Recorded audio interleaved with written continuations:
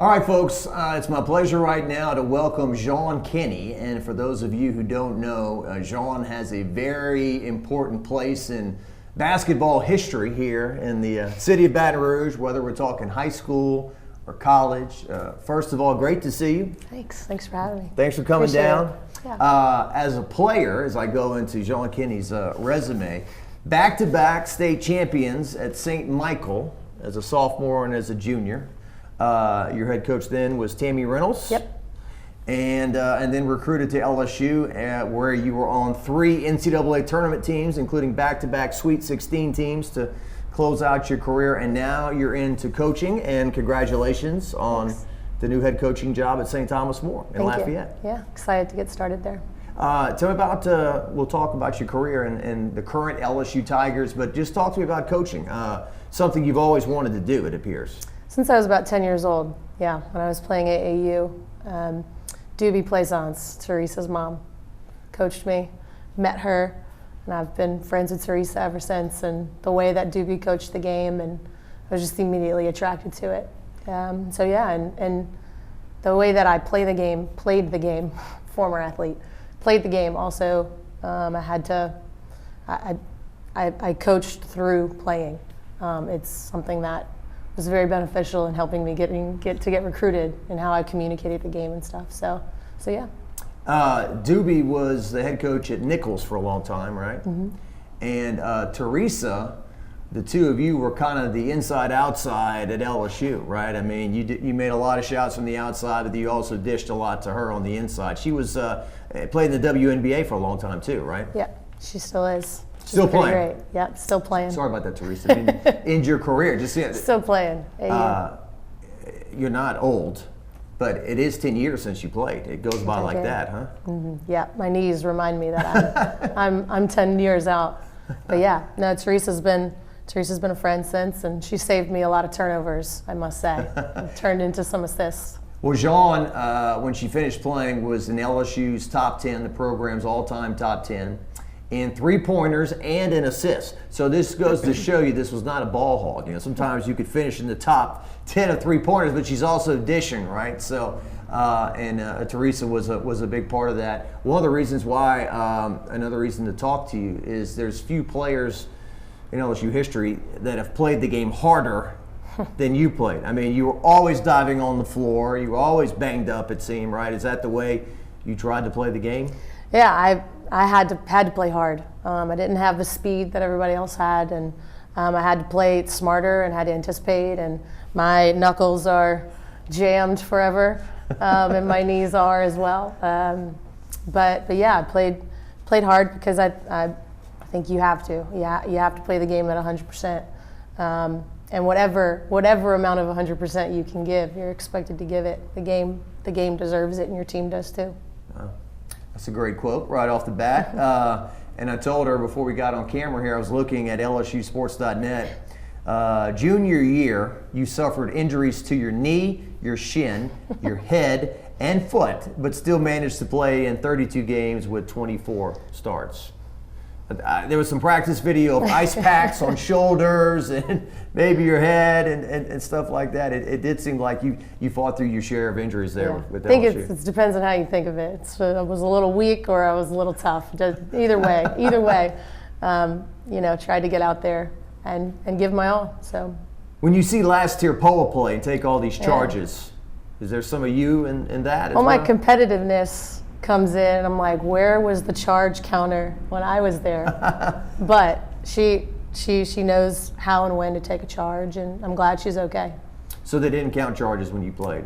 Not that I can remember, but my memory's a little shaky. Maybe Bob Starkey had them. Maybe Bob does. Had them marked down somewhere. Never know. I think when I was on my high school team sitting the bench, there used to be a thing we called a charge card, I think. And if somebody took 3 charges in a game, they didn't have to run the next practice. Nice. Or something like Incentive. That. Right. That's no good. Suicides at the end of practice if you had a charge card. How do you reflect back on your LSU playing career? It was Van Chancellor, Jeanne Kenney, and Bob Starkey. That's pretty good. Yeah. Well, I remember you didn't play with Keanna Cheney, but I did not. We just messed each other. a successful coach like yourself from the Baton Rouge area. I just remember back-to-back state championships. Back-to-back state champions. Yeah, she's done very well at Southern Lab. I just remember when Chancellor would say her name, it was Jeanne Kenney, best three-point shooter in the nation. You know, so I remember when he got the job, he said I think he was 63 maybe. He felt like he was 35. The funny joke he said, I think he said, I've been married to my wife 40 years. She's been happy for 25 or something like that. Miss Betty, gotta love Miss Betty. Yeah. So he was not only a Hall of Fame coach, but great personality. So you played for him and Bob Starkey your first year. I did. Yeah. What was that like? Yeah, it's an adjustment anyway coming into college, and then to play for Hall of Fame coach and of course Bob Starkey, who should be in the Hall of Fame very shortly. As an assistant was great. Learned a lot, and got to know my teammates very well. And so going into that sophomore year, it was easier to run into a leadership role, and that was with Nikki. So that was our first year.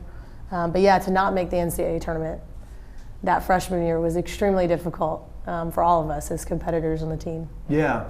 I don't know if turmoil is the right word, but your first year there is a coaching change because he's not winning enough. And then Nicky Fargas comes in. But real quick on Starkey, a guy who never wanted to be the front man. He had opportunities to be a head coach that just never interested him. And certainly he could have been one. But what makes him special as an assistant coach? Defense is always the thing that's brought up. He's like a defensive mastermind. Yeah. Back then, it's still defense, but it was very much motion offense as well. So he was teaching you how to think the game offensively, and I've thrived off of that as someone who needed to think the game and needed help to get open. That was extremely important for me, and I learned so much from that motion offense and how he taught it. In terms of defense, it was very man-to-man. Sometimes I didn't go well for me, but then again, you have to be able to study the scouting report, and he is one that loves detail and provided the most in-depth scouting report, and I appreciated it because I needed it. I needed that amount of detail in order to be successful. But yeah, he coached me for a year, and he is still in my life. He told my parents during a home visit when I was being recruited that I'm not just going to be your daughter's coach in college for 4 years. I'm going to be here for your daughter for life, and he means that, and that he cares about the person beyond the jersey. And that's what makes him special. That's what makes any coach special. It's when they care about you and guide you, and that they love you. Yeah, great stuff. He's got to have one heck. His stuff must be organized because he's always wishing someone a happy birthday, and he's coached hundreds of players. Yep, he's the most generous coach, willing to share. Coaching a couple of years ago, I was asking him about transition defense, and we're putting together a bunch of information, and I was like, Coach, like anything you got on transition defense, send it my way. A couple of days later, I had about 3 boxes mailed with DVDs, notebooks, binders, everything related in the world, it seemed, on transition defense. I did ask for it, but he's one of the most generous coaches as well, who wants to continue to grow the game. He is a junkie, and I mean that in a positive way, in terms of reading up on other coaches and books and motivation and big reader. Yeah, all those different things. And so, what was it like when Fargas took over? What was the transition like there?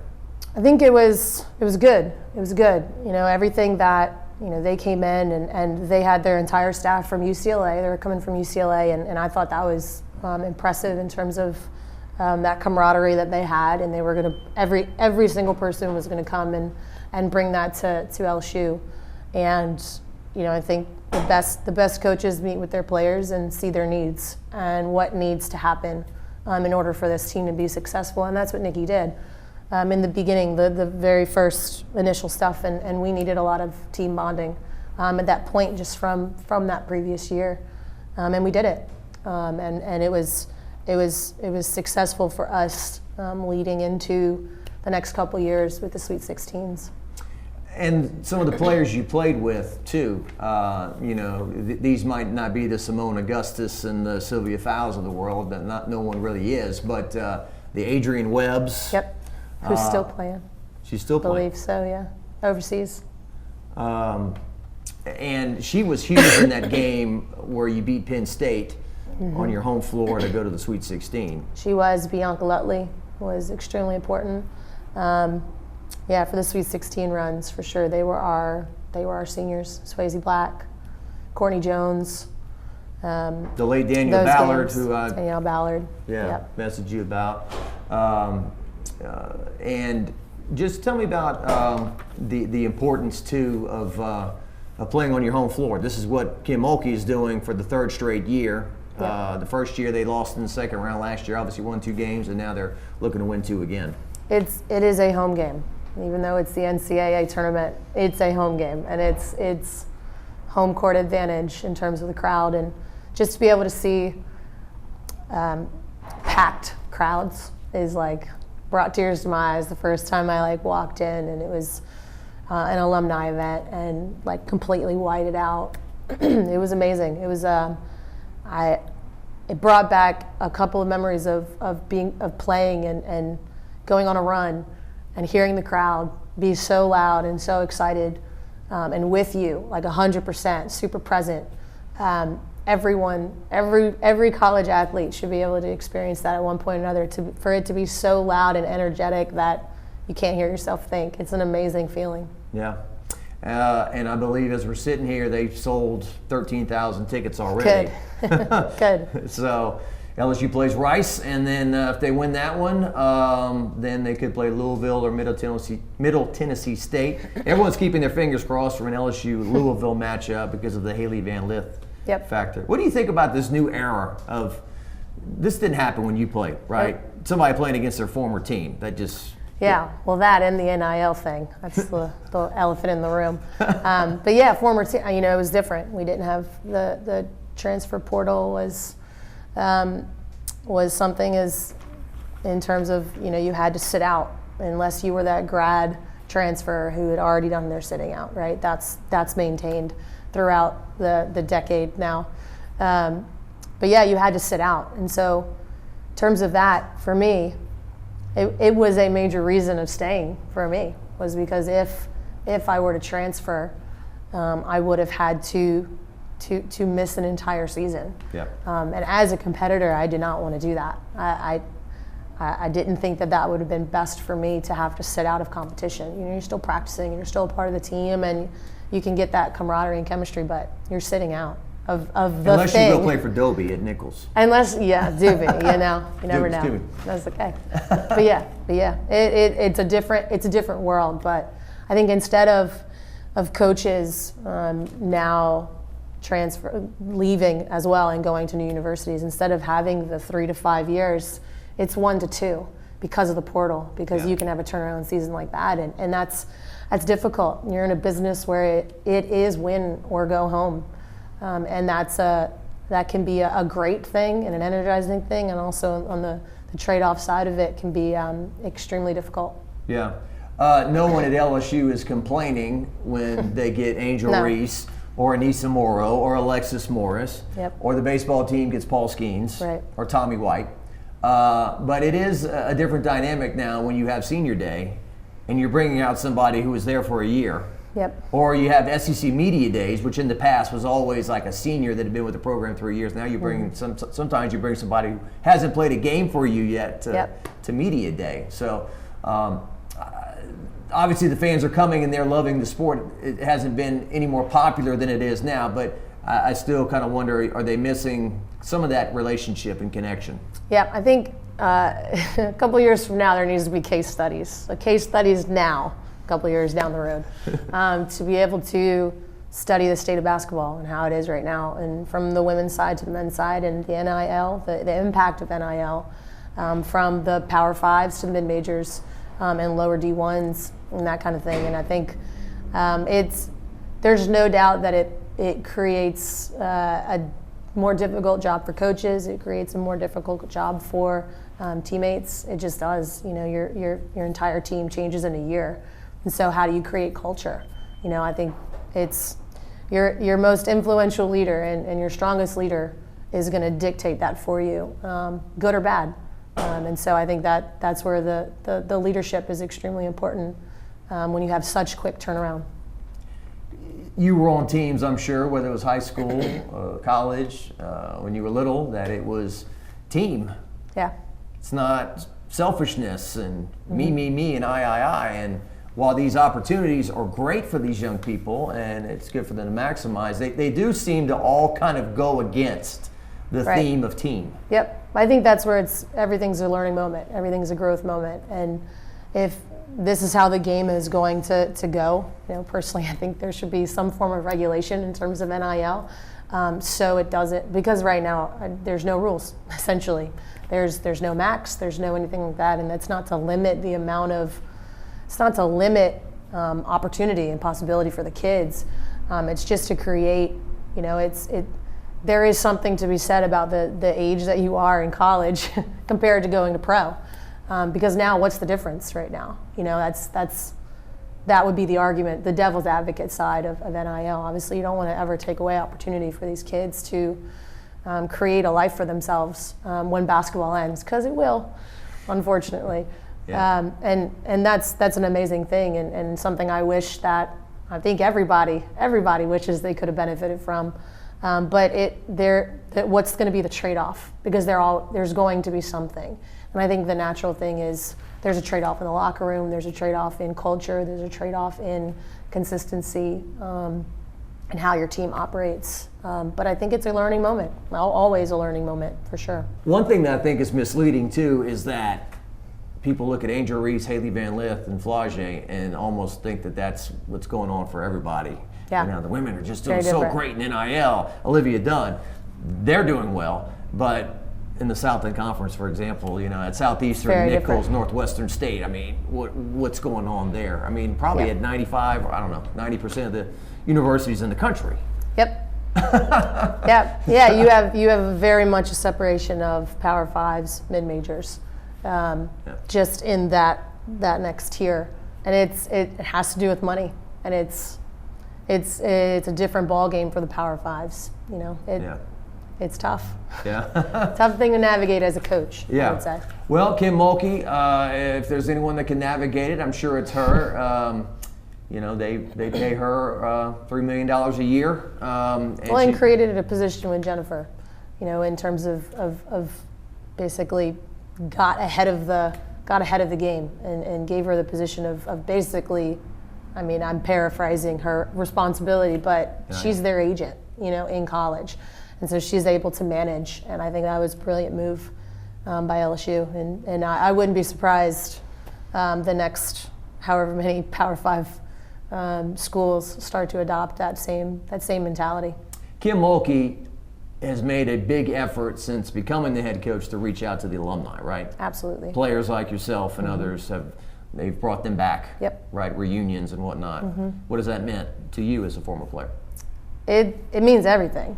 When you come from when you're an alumni of the place that you got hurt in for, you cried, blood, sweat, tears.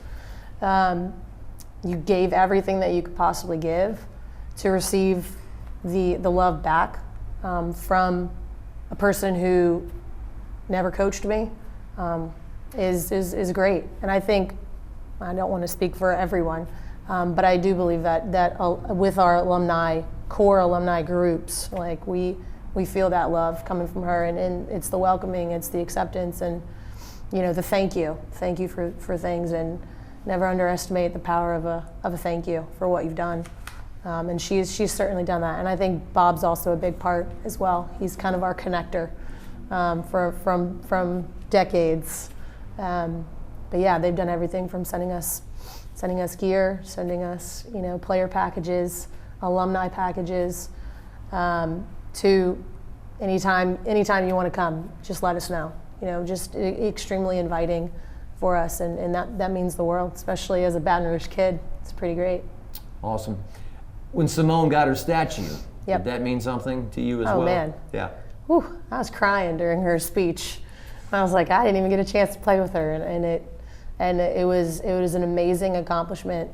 Very well deserved. Simone deserves everything that's coming her way in the upcoming year with the Hall of Fame and everything. So she's an amazing staple of Baton Rouge, and to see all of her former teammates come back and for her it's the best thing ever. It's talk about the team.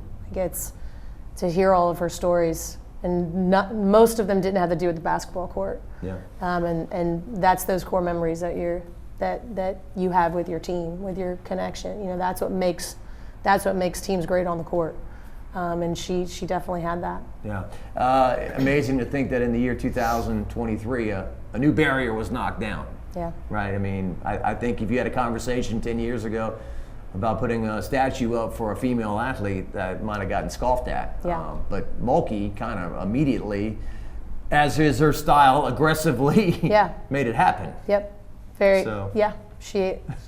I can imagine it's difficult to say no to Kim Mulkey. But yeah, I think Sylvia's next. Yeah. That'll be great. Tamika's will be shorter. I joke with A little Tamika. bit. Her statue might be a little smaller. Did you ever meet Sue Gunner? Did you ever? I did not. As a kid or anything? I did not. Yeah. Just missed there. Yeah. Her name on the floor now too. Yep. As well. What do you think watching the women's game now? I mean, you played in front of some nice crowds and some good media attention, but it's nothing. It's nothing now like it was then. It is. We talked about the national championship last year getting 10 million viewers. I think there are more maybe women's brackets getting filled out around town than men's brackets now. They know the players, which is a weakness of the men's game, the fact that they're one and done. How do you view the game today? Well, I attribute that to the uptake and the attention is the media coverage. You have women's sports on major networks. You know, we were just talking how back then we didn't have the SEC network. Yeah. We didn't have games on ESPNU or anything like that. ESPN Plus hadn't come to be yet, and now all of those games are streamable, and you're giving platform to those games, and with NIL, that's something that's also increased the exposure for our game, which is a great thing. Which is why you have the little girls invested now in gymnastics. You have little girls invested in basketball and wanting to be Angel Reese and wanting to be Caitlin Clark and wanting to be Haley Van Lith. You have them wearing braids because that's how she wears it, and so you have the exposure there, and it's the idea of if you build it, they will come, and if you show it, that it will get watched, and it's become it's entertainment. As much as it is a game and competitiveness, it's become entertainment, and that's a good thing. It can also be a bad thing. And their style off the floor ties into that. Yep. They're like, it's two sides of a coin now. It's the player on the floor, but off the floor, they want to look good. They want to wear the nicest clothes and best makeup, and and when you're Flage, you're also involved in the pop culture scene as a rapper. Yeah, on it's local amazing. Commercials that would not have happened. It's obviously. amazing. I mean, you know, if we could get a shower in between 6 a.m. workouts and class, then we didn't do it because it didn't matter. Now I can imagine that it matters, but that goes with just the exposure that they have and the platform that they have and their brand. They are now creating their brand from a younger age, when that was a new concept way back when. I feel so old saying that now, but it was 2014, guys. It wasn't that long ago. But it was a different concept, and now they're building their brand and creating it from a much younger age, and now it's their job to sustain it. Yeah. So how do you feel about as we hit the home stretch here of this interview? How do you feel about this team? You know, a year ago I did not think. I said, Elite Eight. I think they can maybe make it that far. For this year? Last year. When they won it all. You know. Yeah. I said, if they make it to Elite Eight, I think that's about. And then they won the whole national, the whole thing. So this year, a 3 seed again. Caitlin Clark's still out there. South Carolina's still out there. We'll see what happens. Yep. I think I agree with Rebecca Lobo and Andrea Carter. We have the hardest bracket to be able to get there again. But we were a 3 seed. It's about the only thing that we got going for us from last year, because it is a different team, even though you have some core pieces. It's all about matchups leading up to it as well. I think that was a big factor going into last year as well, was the matchup of how we competed against Iowa going into that final game. And to have Jasmine Carson come alive like she did, I mean, come on. And I think that's where I think LSU would love to have a couple more bench pieces, just bodies, to be able to go out there and give your heavy hitters a little bit of a breather, so they can be full go. Yeah. So I think that's going to be a key thing, is keeping everybody nice and healthy. Yeah. When you only play really 6, it's tough. Well, yeah, when you're 18 to 22, I guess you still can get gassed, but it's Yes, you can. it's 2 games in 48 hours, right? Yeah. And you're kind of taking into segments. Okay. At least there's a break in between. At least Yeah. there's a day. Not Right. like the SEC tournament. That's tough. Right. But at least there's a little bit of a breather. Yeah. I misspoke there on the hours. Close enough. Game, off day, game. Yep. But you try to do that 3 times basically. Yep. And try to get some rest in between and whatnot. Unlike the men, you do get that week too between your conference tournament and the NCAA to kind of nice. heal up. Like Yeah. people like Pola and her concussion, and Angel Reese's ankle, and Morrow got punched in the eye. And Michaela's foot. Michaela's foot. It's a mash unit out there. Got to keep them healthy. Barbie's They doing a show our great number job. 5s in honor of Jeanne, right? No. They're doing just fine on their own. All right. Was there? Tell me about going to Lafayette now. Yeah, St. Thomas More. Yeah. I'll start in the summer when the school year ends. Really looking forward to going out there and making that move to Lafayette. Got to find me a place. But St. Thomas More has historically been a place of great tradition and academic excellence, athletic excellence, and the standard of excellence spiritually for them as well was a big thing for me, and it just became the right move for me to do at this stage in my life. It's difficult to leave my alma mater, It's not wasn't an easy decision to pull the trigger, but I'm extremely at peace with it. So I'm excited for the future. As I told you, I grew up in Milton, which is, 5-10 minutes from St. Thomas More. I've driven down Ambassador Caffrey and Colley Saloon Nice. Road 1,000,000 times in my life, and driven in front of that school and around that school. And Danny Broussard, Still there? still there.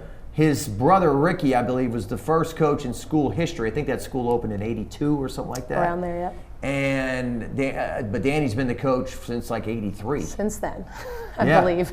Yeah, he's coached. I mean, he is all-time in the state. He might be all-time nationally as well. And he had a quadruple bypass recently, so He's doing great. Saw him the other day. doing great. So send my best to Danny Broussard and everybody there. A lot of Duces went to school at St. Thomas More, and a lot of my dad's side of the family went to school there. Como High School, right down the road. Yeah. right down the street, the public school there. So I know all about that in that area. You're right. You're going to a great athletic school, great academic school. Yep. So in Lafayette, you won't be bored. There's stuff going on all the Good. time, festivals and everything. So anything else you want to add before we let you go? Good to go. Thanks for having me. All right. Great conversation. Thank Jeanne you. Kenney, thanks for being here. Appreciate it.